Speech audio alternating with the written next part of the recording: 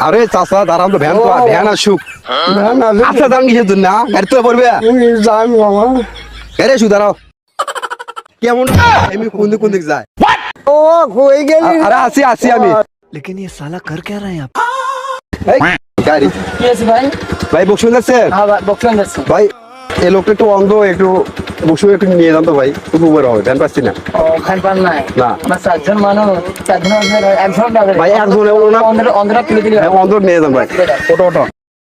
এদিক এদিক এদিক प्रैंक हो गया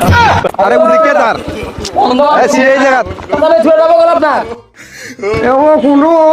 আরে এদিক আরে সিরে দিক